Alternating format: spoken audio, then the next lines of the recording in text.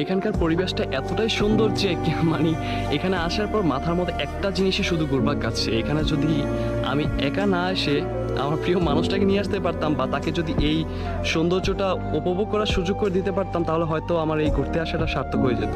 সবার উদ্দেশ্যে এতটুকুই বলবো, কখনো একা আসবেন না, তাহলে অবশ্যই মানুষটাকে মিস করবেন।